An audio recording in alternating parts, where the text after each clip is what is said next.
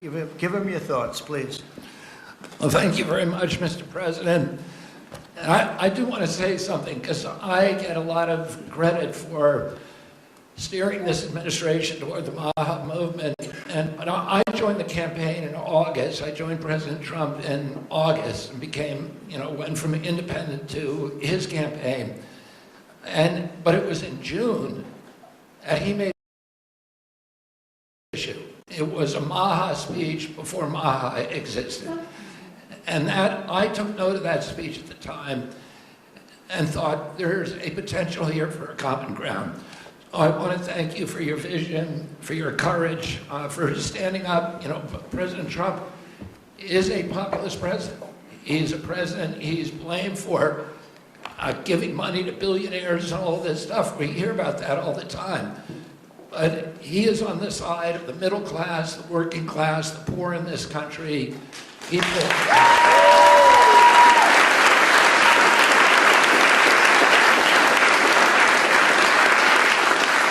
I've been following, I've met every president since my uncle was president, and I've never seen a president, Democrat or Republican, that is willing to stand up to industry when it's the right thing to do, and they're willing to talk about really difficult issues and to hold his stand on those issues. I've never seen anything like it, and I'm very, very grateful to you. I've sat with industry again and again in a room with him and heard him say, we can't do that. We're going to do something different, deliver news that they didn't want to hear. So I'm grateful to this. This is a milestone. There's never in American history has the federal government taken a position on public health like this. And because of President Trump's leadership, it's not just one cabinet secretary, it's the entire government that is behind this report. And I can say again, I talked a little bit about when I met Rachel Carson as a boy. My uncle tried to do this, but he was killed and it never got done. And ever since then, we've been waiting for a president who would stand up and speak on behalf of the health of the American people and say, there is no difference between good economic policy, good environmental policy, and good public health policy, and good industrial policy. We can have all of them, but we need a united cabinet, and we need to go forward as a single people. I want to thank you for that, President Trump.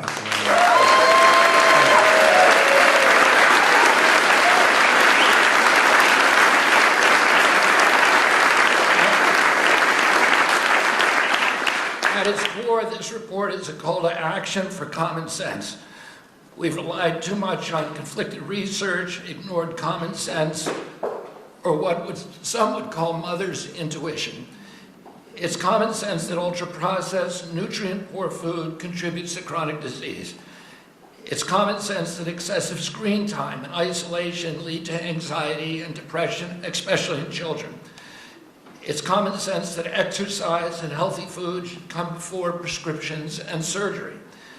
It's common sense that not all calories are equal in nutritional value. It's common sense that over-medicating kids is dangerous. It's common sense that we can celebrate the innovations of modern life while also demanding fearless inquiry into ameliorating the negative effects of medication, agriculture, and environmental practices. It's common sense that research funded by corporations deserves more scrutiny than independent studies. I'm so proud of this cabinet, and particularly Secretary Rollins and Administrator Zeldin, who, again, I'll say it a third time, worked late nights, early into the morning to make this happen, and to all the leadership from the White House staff, beginning with Stephen Miller, and Heidi Overton, Dr. Heidi Overton, with Vince Haley.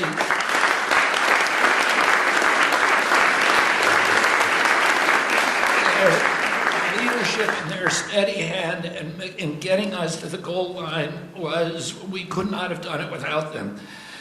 They helped us grapple with weighty issues and committed this administration to solving large, complex challenges like children's health. We're joined here by senators, advocates, governors who I have worked with, and CEOs who I know who are all ready to begin carrying out this mission. This is the beginning of a conversation, a national conversation that we are going to have with maturity, with nuance, for the first time in history, thanks to your leadership, President Trump. There is a reason that the Maha Moms sided with you, President Trump. It's because this administration has the bravery to tell the truth and solve problems through innovation and not nanny state regulation. President Trump, I'm honored to present you the Maha report and work with this incredible cabinet that you have brought together to make our children healthy again.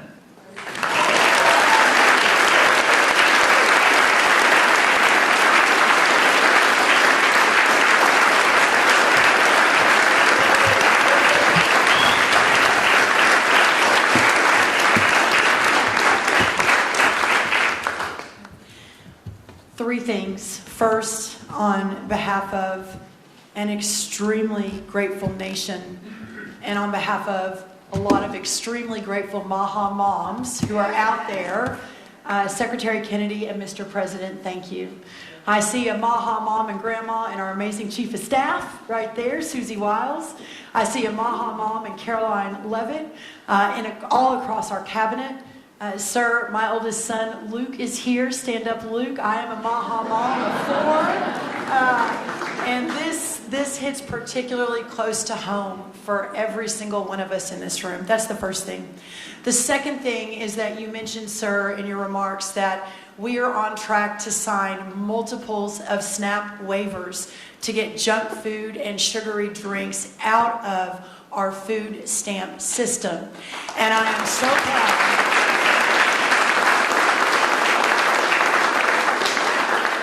So proud to announce that on Monday I was in Nebraska with Governor Pillen where we signed the first one. An hour ago I signed the second one for Governor Braun in Indiana. He may not even know that. I've got it right here, sir. I also signed the third one, Governor Kim Reynolds of Iowa, about an hour ago.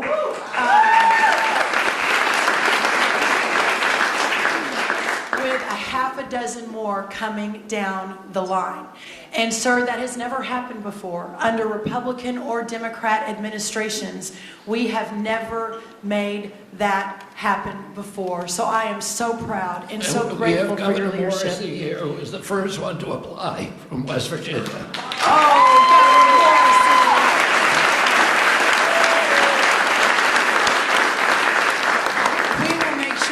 top of the pile, sir. I apologize. Governor Sanders has been a leader. Governor Polis from Colorado. It has been remarkable how these governors have stood up. That's the second thing. The third and final thing, sir, is we all know that at the center of making America healthy again is making American agriculture great again. Without American agriculture at the center of this discussion, we have the most robust, the safest, the best agriculture system in the world.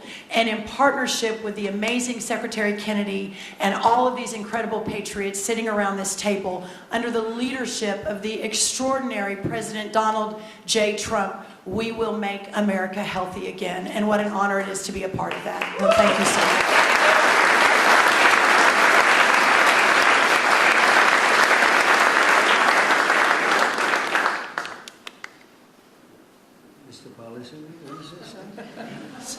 Big policy man here.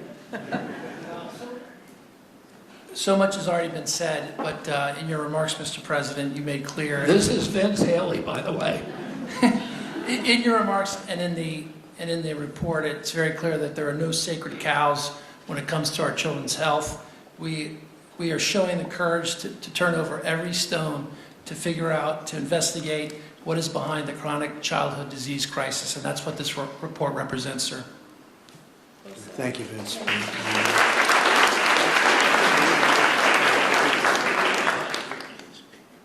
Most have already spoken. Vince, very good. But the fake news wasn't here. What's going on? I mean, Oz, I want to thank you for your work. Would you have anything to say to the media? Thank you, sir. I think it's a moral failing if we don't address this, but it's definitely a financial failing as well. 50% of children are on Medicaid or on the CHIP program. It is an obligation we all have to address this reality. As you know, the cost of Medicaid has gone up 50% in 5 years. Right. I thank you very much for having the bravery to commission this report, and Secretary Kennedy, Secretary Rollins, Lee Zeldin, and everybody else on this panel for being able to effect what has not been done since this law for Medicare and Medicaid was written in 1965. God bless you. Thank you very much, Alice. Thank you.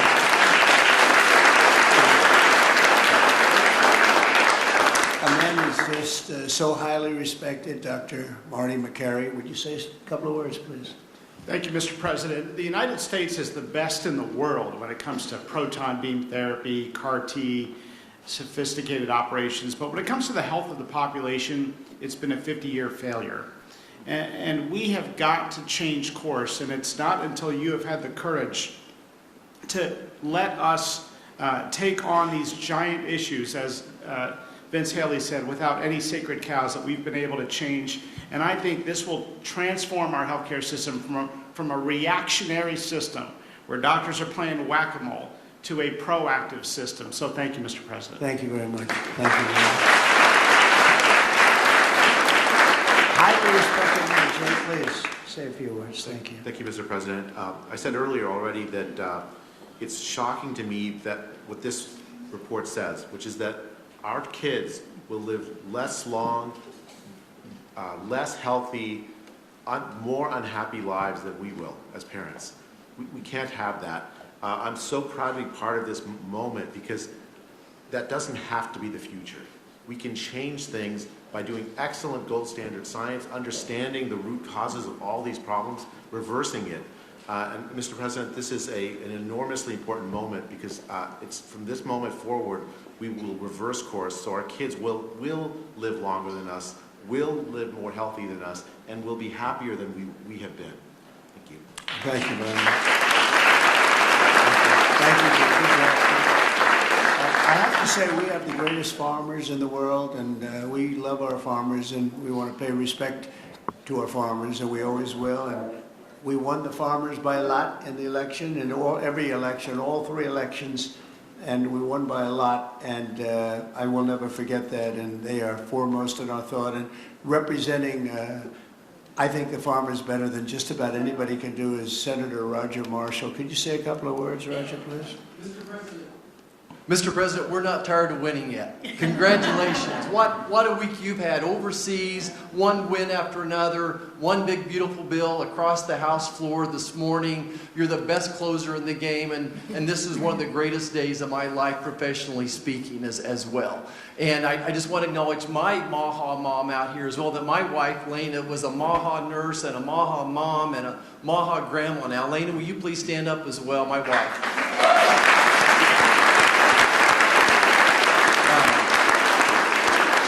Mr. President, as you know, I spent 25 years delivering babies most every day. We saw a huge epidemic of diabetes, of pregnancy, and this has exploded in so many different directions now. We have an epidemic in mental health in our youth, obesity rates 20% of our children on a prescription drug, 60-70% of adults on a prescription drug. We can do better than this.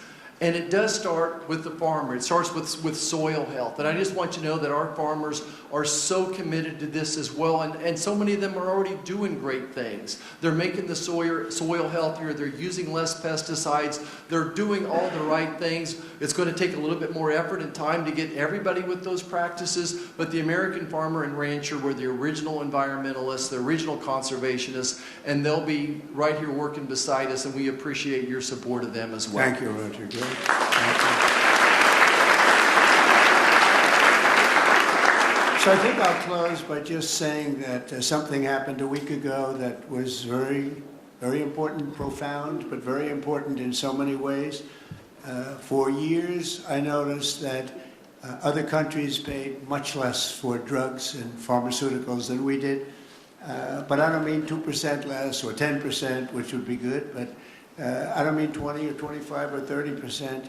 I mean, sometimes we paid 10 times more, 12 times more, 13 times more than other countries, where people from our country would be seen going into Mexico and seen going into other countries, leaving on trips and bringing their drugs home because they'd get in London, they'd be able to buy a drug for 1/10 the price of what it costs in New York City. And I watched this, and I watched it during my term, and I didn't like it. I didn't like it, and it's a very complex system, but you know, we're smart also, maybe much smarter than they are, and at some point we had to figure out, and I heard it was the middleman. Nobody told me who the middleman was. Nobody knew who the middleman was. Nobody ever heard. All I heard is the middleman. I said, they've got to be the richest people in the world, whoever they are. We don't even know if there is a middleman. All I know is that the drugs were 10 times higher, and sometimes more than that. And I really got into it over the last year, and I figured the whole system out. And for various and sundry reasons, the United States of America was being screwed, and we were being taken advantage of and being laughed at for years and years. And I said, it's not going to happen anymore. And I brought a great gentleman, the head of Eli Lilly, in, who's great. He really is. He's great. He's done a fantastic job, and others also of the companies. And I have it out with him. I had debates with him, actually, and pretty much it was a debate that was impossible to lose. You had to be a real bad debater to lose that debate, because they couldn't justify it. They tried to say, well, you know, we pay for research and development, and the United States has agreed to pay for 100%. I said, why? Why are we paying? And by the way, that wasn't even the number, because it's still way too high if you took all the research and development. But you have other countries that are a lot more vicious than us in terms of their representatives. And they'd set a price for a drug, and they'd say, tell the United States to pay for the rest. We were subsidizing the whole world. And I said, we're not going to do that anymore. We've been a laughing stock for so many years. The last 4 years, we've been a laughing stock. I said it. We're a laughing stock, and now we're the most respected, and we're the hottest country in the world. We're going to remain that way. We're going to do that with drug costs, too. And so I said, I'm going to do something that's a very unpopular thing to do with a small number of people, mainly the people that own the drug companies and others.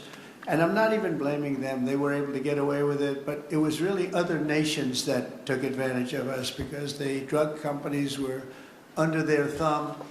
And they would say, this is what I'm going to pay. And the European Union was right at the top of the list. Let me tell you, we're going to pay $20 for this, and we're not going to pay any more. And America would pay $240 for the same thing that they're paying $20. They said, tell America to pay for the rest. So for years, they went along aimlessly, and they did it. And I started making changes, and I'll never forget the end of my first term, which was very successful. We had the best stock market ever. We had the best economy ever of any president. We went up 88% in the stock market, as an example, and I think 116% in one of the other indices. And we had, we're doing well, but this whole thing with the drug costs always bothered me. And I started really studying it, and it's very complicated stuff. And I said, you know what? We are paying so much more. And I demanded favored nations. We're the biggest buyer, we're the best buyer, we're the most solid buyer, we're the one that paid for all of the research and development. And I said, we're going to do something that's earth-shattering. So at the end of my first term, I was so proud, because it's the first time in 28 years that any president reduced drug prices during the course of 4 years. And you know what the number was? 1/4 of 1%. But it was down. 1/4, think of it, 1/4 of 1%. Very little. Essentially, they remained the same. But I wanted to get it down, and I was so proud. I thought I was the greatest guy in the world. I took it down 1/4 of 1%. And I had news conferences. I was bragging. I'm the only one that did it 28 years. And then I said, that's not very much, because we were still paying so much more. And I decided I've got to break the system.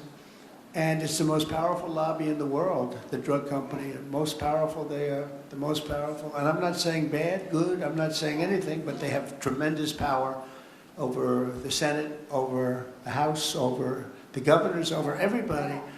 And they spend more money, billions and billions of dollars. And I said, I don't care. I have to do what's right.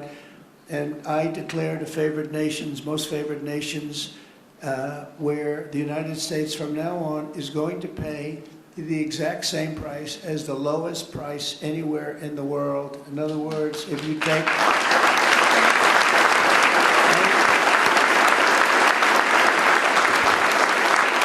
In other words, if you take the country that's paying, and let's say in a certain part of, there may be some country out there that pays a little bit less for very good reasons because of the fact, a thing called poverty or whatever. But we take the lowest country, say European Union countries as a whole, that would be fine. Or take individual countries within the European Union, or take various countries that nobody's even heard about. We pay the lowest. And what that's going to mean, and I'd like to put somebody to police it because it should start immediately. It shouldn't start in 2 years, 3 years, 5 years. They'll say, yes, it kicks in. They always say kicks in, Marty.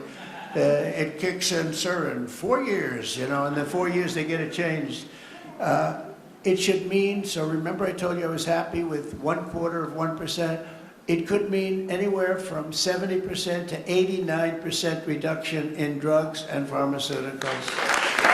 That's right?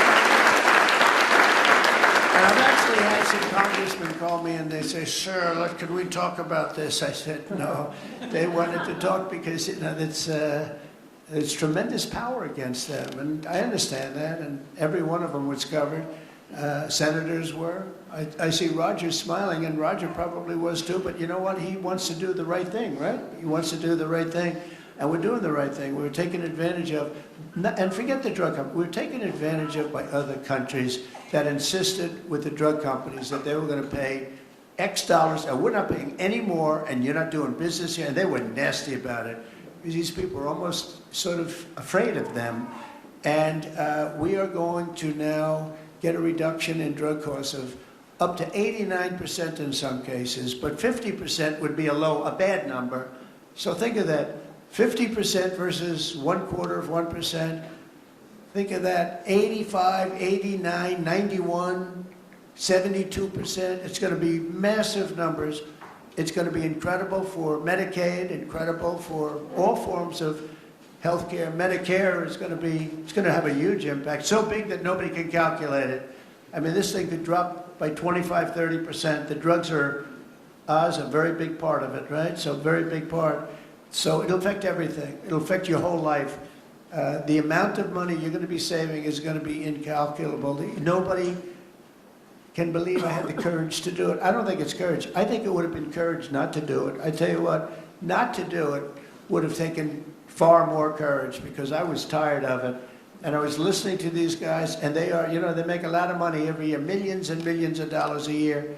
And I agree, because at the beginning, because of the complexity, you'd walk out of a room, you'd hear them talking, and, they almost convince you that it's a great system, it's a wonderful system, even though we were paying 10 times more. That's why they make $30 million a year, because they were good, but not any longer. And one of them just threw up his hands after I was just pounding on him. He said, I can't do it anymore. It's the hardest thing I have to do is trying to justify this damn thing. I can't do it anymore. One of the biggest companies, I just can't do it anymore. You're right.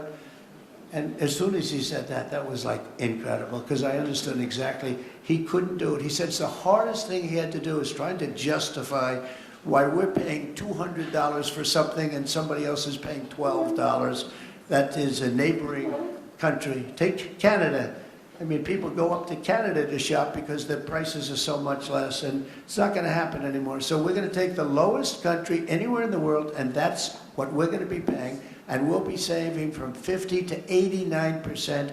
And these are big, these are tremendous numbers. There's not going to be anything where we're paying 10 times more than somebody else. And one thing that is very important, and it's got to be implemented. It's done. I've done the order. It's done. But we have to get somebody that's got a lot of strength and a lot of power, because you have to implement it, because these countries are going to go down fighting. They don't want this to happen because they're going to go up. Now, there are many more people involved in the world than there are here. So they'll go up a little bit, maybe 15, 20%, and we're going to go down 60, 70, or 80%.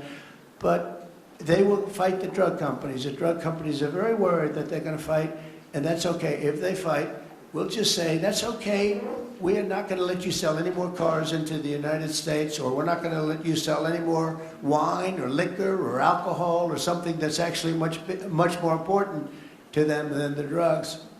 And we're going to be able to force that issue if we need to. They should do it. We're basically equalizing. They should do it. And you know, the drug companies should do just as well. This shouldn't be a hit on their stock. I don't think it will be. It's basically, it's going to be the same amount of money, but it's going to be redistributed. And it's going to be redistributed, so they're going to pay a little bit more, and we're going to pay a lot less. A little bit more because there's so many more. So you know, it's a bigger number. And so, Robbie, I'd like to ask you and Dr. Oz and Marty, perhaps, and Jay, and maybe representing the world's politicians. I can ask Roger, who's so great with this whole subject, if you would be very, very tough and very, very powerful in a sense. It's not easy. You know, you're going to have to get this done. The drug companies are going to say, well, they won't do it, and maybe they won't. And if they don't do it, we're going to not do business with that country or those countries. But we're going to have to be very tough until it's totally stabilized and equalized. And Oz, I mean, I see your eyes are gleaming because you've been talking about this for a long time, but you've never had anyone willing to do it. But I'm willing to do it. And I think it's going to go down as one of the most important things we've ever done because drug costs are going down. Think of it. Then every year for 21 years, the costs have gone up. And now they're going down maybe by 85, 80. I'm telling you, 89% in 2% cut. Nobody's ever seen anything like it. So I'd like to ask Oz in particular, because you and I know each other. He's a very tough hombre, this one. He's tough as hell.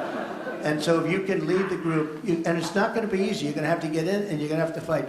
If you do it, you can have, within a period of weeks, you can have drug costs that drop like a rock, okay? So you, as a group, I have great confidence. And if you don't do it, I am firing every single one. Good luck, guys. All right? Can you handle it?